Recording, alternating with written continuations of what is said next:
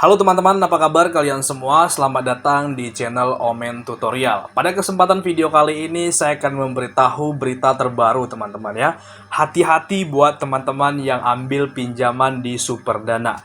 Karena ada kawan saya di sini memberitahu kepada saya bahwa dia mengambil pinjaman di Superdana.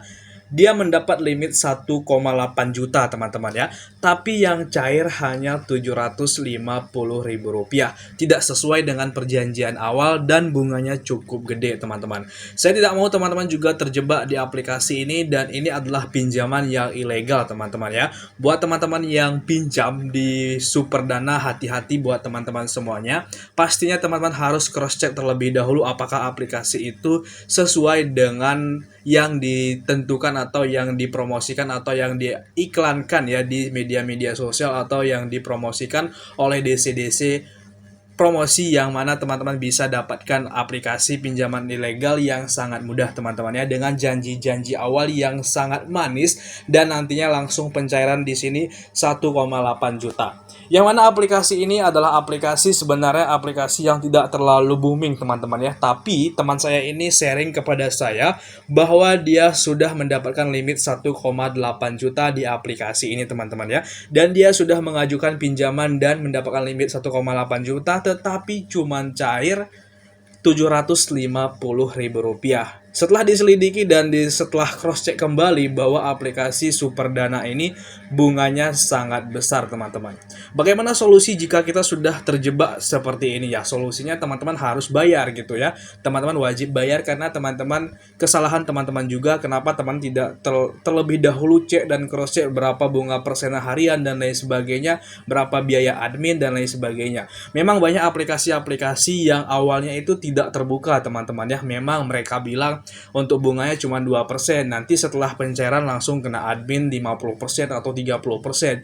Jadi semua aplikasi pinjol itu banyak sekali teman-teman. Sisi gelapnya jika teman-teman tidak memahami dan tidak mengetahui bagaimana kita bisa ya mendapatkan bunga dan limit yang besar, bunga yang kecil teman-teman.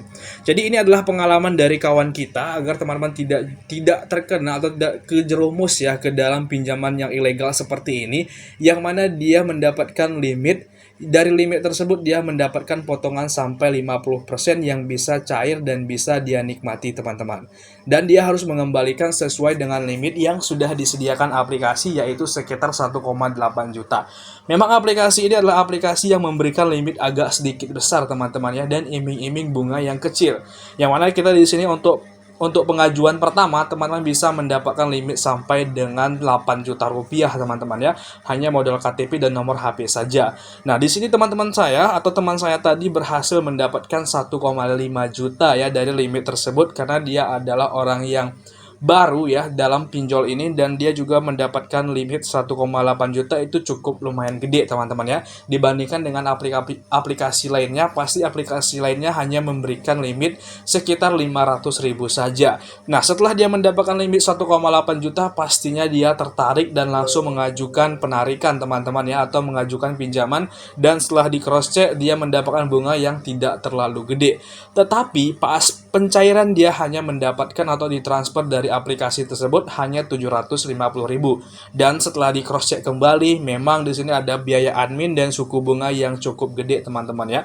Jadi itulah sisi gelap dari pinjaman tersebut, dan jika teman-teman ingin pinjam ya di aplikasi-aplikasi yang belum booming, yang banyak iming-iming bunga dan diskon dan lain sebagainya, ada promo-promo dan lain sebagainya akhir tahun, itu hanyalah ulah dari marketing aplikasi tersebut teman-teman ya. Memang ada promo dan lain sebagainya, tetapi jika di biaya admin atau pencairan itu besar, sama saja teman-teman ya.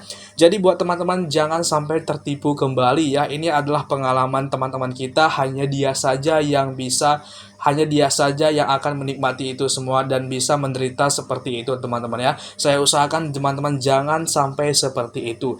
Jika teman-teman ingin mengajukan pinjaman, misal teman-teman ajukan pinjaman di pinjaman yang ilegal atau legal ya, yang di bawah naungan OJK, teman-teman mendapatkan limit yang sedikit, misal 300.000 sampai 500.000, tidak apa-apa teman-teman. Teman-teman lebih baik ambil pinjaman tersebut daripada teman-teman mengambil dengan limit yang gede. Teman-teman mengambil pinjaman yang ilegal itu resikonya sangat gede teman-teman. Nah, dia harus membalikkan 1,8 juta sedangkan dia hanya mendapat 750.000. Kalau misalnya dia tidak mau bayar atau gagal bayar atau tidak mampu bayar, maka dia akan didatangi DC-DC yang mana kita tahu bahwa DC lapangan dari aplikasi pinjaman yang ilegal itu sangat kejam dan sangat ngeri.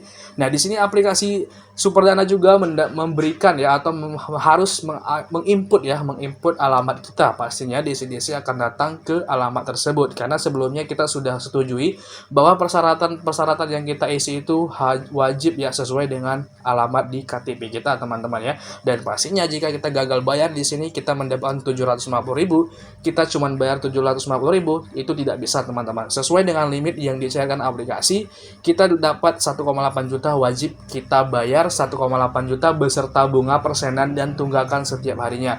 Misal dia nunggak sehari, misal bunganya sampai 2%, 2 hari 4% dan lain sebagainya, itu akan bertambah setiap harinya teman-teman. Jadi saya sarankan buat teman-teman, mungkin ya teman-teman ingin mendapatkan limit yang lebih besar di aplikasi-aplikasi yang legal, itu tidak terlalu banyak peluang teman-teman ya, karena legal ya, itu sesuai dengan kemampuan kita diberikan limit oleh aplikasi tersebut. Jika kita memang pinjam di aplikasi yang ilegal, itu limitnya agak gede teman-teman ya, kita bisa pinjam besar dan bisa mendapatkan langsung cair ya sesuai dengan bunga yang disediakan oleh aplikasi tersebut teman-teman. Nah, mungkin di video kali cukup sekian ya, semoga bermanfaat tentang sharingan teman kita ini. Semoga teman-teman tidak ada menjadi korban selanjutnya. Cukup dia saja, dia juga sharing kepada saya agar saya memberi tahu kepada teman-teman agar teman-teman juga tidak terjebak di aplikasi seperti ini teman-teman ya. Semoga bermanfaat. Jangan lupa like, comment, dan subscribe. See you next tip.